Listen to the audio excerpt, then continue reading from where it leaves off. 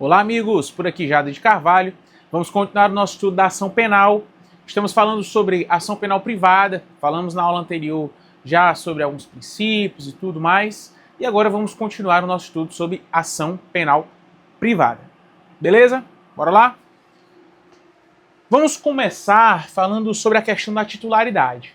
Quem é o titular da ação penal privada?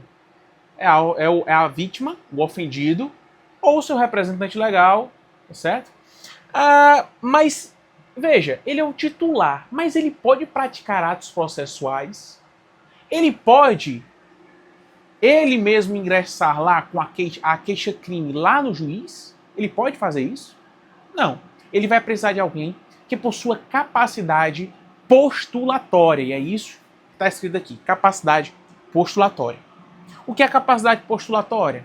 É a capacidade técnica legal, certo? Alguém com capacidade técnica legal que possa praticar atos processuais, certo? Ele vai poder peticionar, vai praticar atos de processo. Essa pessoa quem é? É o advogado. É aquela pessoa que tem capacidade técnica reconhecida, certo? O advogado, o defensor público, tá certo? Entendeu aí? Então, ele vai precisar, ele é o titular, mas ele precisa de alguém com capacidade postulatória para praticar esses atos no processo. Beleza? E essa pessoa ela vai praticar atos no processo como? Como assim? Como é que eu autorizo essa pessoa? Essa autorização ela vai vir através de uma procuração. E essa procuração é uma procuração com poderes especiais, não é uma procuração como no âmbito civil, que dá ali poderes genéricos. Não, são poderes especiais. Poderes especiais por quê? São poderes específicos. Então você autoriza alguém a ajuizar a queixa-crime. Então, veja, é um poder específico. Ele vai poder fazer isso, certo? Então essa procuração é uma procuração com poderes específicos. Além disso, essa procuração também deve mencionar o fato criminoso. Ela deve mencionar o fato criminoso. Como? Ela precisa falar tudo, minuciosamente do que aconteceu? Não. Ela precisa simplesmente mencionar o fato criminoso. Tá? Pode ser algo sucinto. O STJ e o professor Guilherme Nutti, eles dizem que você pode simplesmente indicar ali, eles aceitam como menção ao fato criminoso a simples indicação da lei, né, do artigo da lei sobre aquele fato. Então, você vai lá e indica que é sobre calúnia, né, é sobre difamação, certo? Então você vai lá e coloca o artigozinho e isso seria o suficiente para indicar, mencionar o fato criminoso, certo? Mas tem que ter essa menção, ok? Tem que ter essa menção. Não precisa ser algo minucioso, mas precisa ter essa menção. Algo a mais é indicar os envolvidos. Você precisa ter a indicação do querelante, né, do ofendido, você precisa ter do querelado, que é o que será o réu. Ok? Precisa estar também mencionado. Para que isso? Para vincular a vontade da vítima àquela pessoa específica, né? Então veja, você está dando uma procuração, poderes especiais, certo? Você vai mencionar o fato criminoso, para quê? Para poder dizer, olha, é esse fato aqui que essa pessoa está autorizada, certo? A ajuizar, ok? É sobre esse fato aqui. E é sobre essa pessoa também, então você tem que identificar essa pessoa, ok? Entendido aí? Então, uma procuração com poderes especiais, isto é, poderes específicos. Entendida a capacidade postulatória, vamos falar um pouco sobre sucessão. Já falamos sobre isso em outras aulas, já mencionamos um pouco isso. Mas vamos falar aqui um pouco mais detalhado sobre alguns aspectos, ok? Então vamos lá, a questão da sucessão. Houve a morte da pessoa, certo? Houve a morte do ofendido. Quando houve a morte desse ofendido, eles têm seus sucessores. Os sucessores existem por quê? Esses sucessores, eles existem para que o crime não fique impune. Certo? A pessoa morreu, sim, aí vai ficar por isso? Não. Você tem os sucessores, essas pessoas também foram afetadas, né? Tiveram a honra de seus familiares afetadas, né? Então, essas pessoas, elas vão poder continuar ou até mesmo ingressar com a ação penal privada. Beleza? Então tem os sucessores. Agora veja, esses sucessores são 4. Nós já falamos. É o CAD, o C, o A, o D e o I. É o cônjuge, o ascendente, o descendente e o irmão. Certo? Agora vamos lá a questão. E se os quatro quiserem ajuizar lá a ação? Vai prevalecer quem? Existe um prevalecimento. Nessa ordem. Do cônjuge, o cônjuge prevalece sobre o ascendente, que prevalece sobre o descendente, que prevalece sobre o irmão. Ok? Então existe essa prevalência. No caso de todos quererem ajuizar, manter a ação, ok? Iniciar ou manter ali a ação penal. Mas, e se um quiser manter a ação ou iniciar a ação, mas o outro não quiser? A doutrina entende que vai prevalecer a vontade do que quer iniciar ou manter a ação. Ainda que seja o ascendente sobre o cônjuge, ok? Vai prevalecer ali o ascendente porque ele quer, o cônjuge não quer, e vai prevalecer o ascendente. Mas, se todos quiserem ao mesmo tempo, vai prevalecer quem? Vai ter 4 processos sobre a pessoa? Vai ter 4 processos? Não, não vai ter 4. Vai ter só um vai suceder ele nesse processo e será nessa ordem aí de prevalência. Ok, entendido aí sobre sucessão? Esses detalhes são bem interessantes, né? Vamos falar agora sobre causas de extinção de punibilidade. Vamos iniciar aqui pela decadência, que também já falamos vários detalhes sobre ela. A questão da decadência é a perda do direito de agir pelo decurso do tempo. Você perdeu o direito de agir pelo decurso do tempo. Qual é o prazo? 6 meses. Você tem 6 meses para agir a partir do momento, contados, a partir do dia em que se sabe quem foi o autor da ação.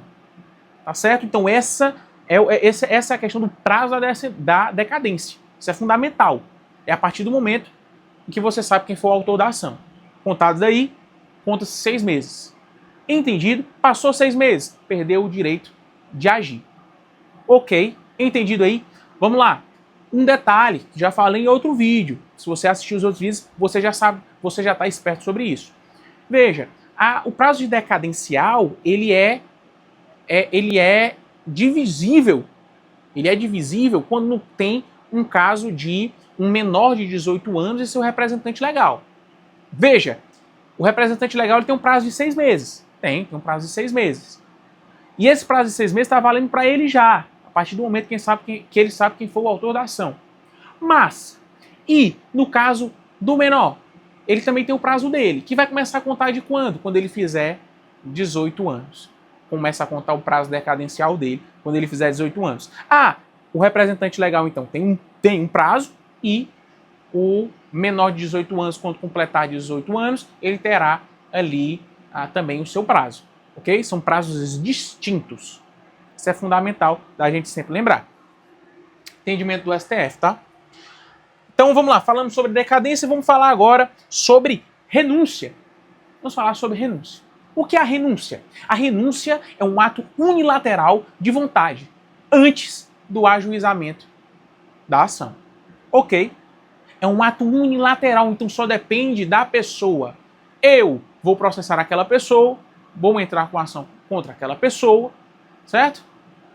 Só que eu quero renunciar. Antes de ser ajuizada a ação, eu posso renunciar e ocorre ali a extinção da punibilidade da pessoa. Essa renúncia, ela pode ser expressa, quando você diz lá claramente que você renuncia, ou ela pode ser também tácita. Isso é que é o interessante. Ela pode ser tácita. Quando vai ocorrer uma renúncia tácita? Ela vai ocorrer quando, por exemplo, você me caluniou. Você que está me assistindo, você me caluniou. Certo? Só que aí você me caluniou hoje. Quando é na próxima semana, cara, tem o meu aniversário. Eu quero te convidar para o meu aniversário. A gente vai lá para o meu aniversário, a gente vai, bate foto lá, todo mundo sorrindo e tal. Assim, você percebe que houve ali uma renúncia tácita. O que é renúncia tácita? É você praticar um ato incompatível com a vontade de processar. Então veja, eu te convidei para ser padrinho do meu filho. No outro dia eu te chamei para ser padrinho do meu filho. Pô, peraí, mas A pessoa te caluniou. Você vai chamar ela para ser padrinho do seu filho? Você vê que não tem uma compatibilidade com a vontade de processar? Então, entende-se ali que você renunciou. Ok. Vamos lá. Vamos seguindo. Perdão. É a terceira causa de extinção de punibilidade. O perdão, ele é o seguinte, ele é um ato bilateral. Se ele é um ato bilateral, ele é ato bilateral por quê? Ele é ato bilateral porque eu quero perdoar o réu, e o réu, veja, ele já é réu, não é antes do ajuizamento da ação, já é depois do ajuizamento, certo? Então ele já é réu e eu estou como vítima.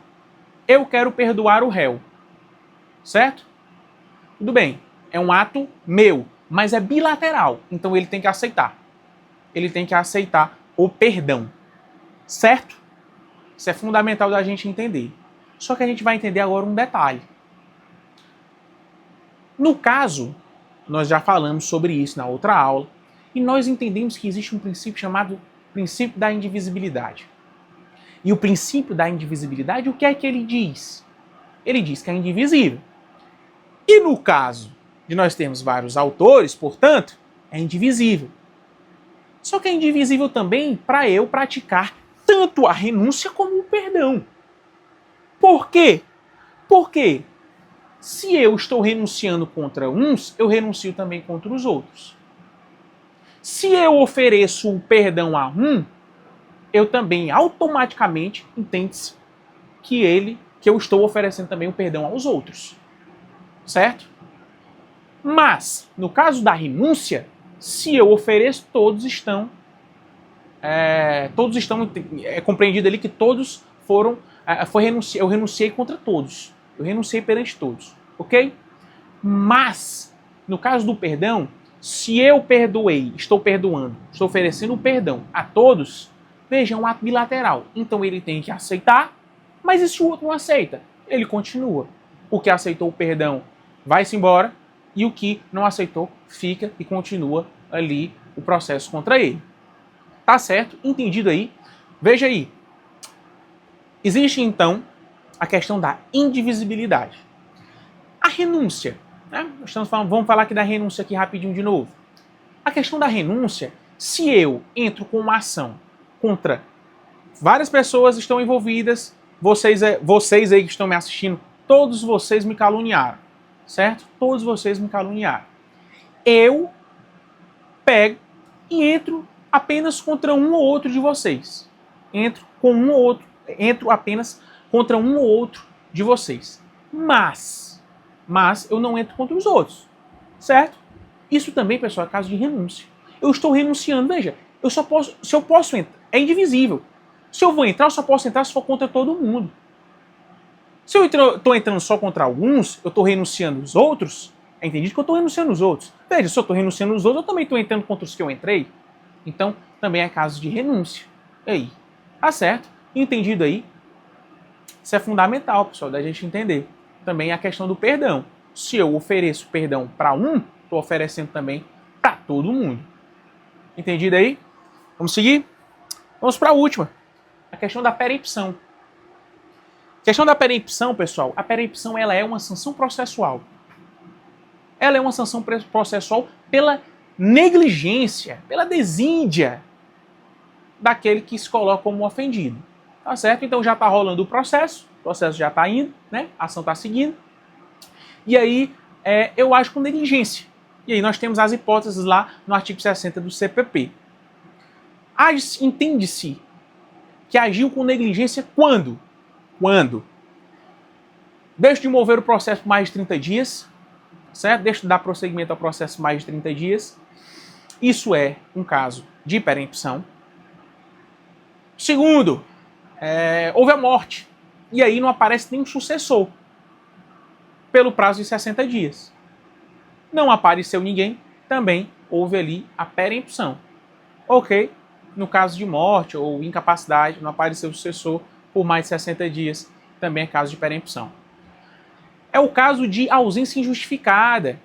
Há um ato processual que eu deveria estar lá. Se eu não fui lá, se eu faltei, né, estive ausente desse ato que eu deveria estar de modo injustificado, também é caso de perempção. Entendido? Quarto, a questão da extinção da pessoa jurídica. A pessoa jurídica ela pode também figurar no polo ativo da ação. Então, se houver a extinção da pessoa jurídica, ela não deixou sucessor, também houve ali a perempção. E o quinto, omissão nas alegações finais.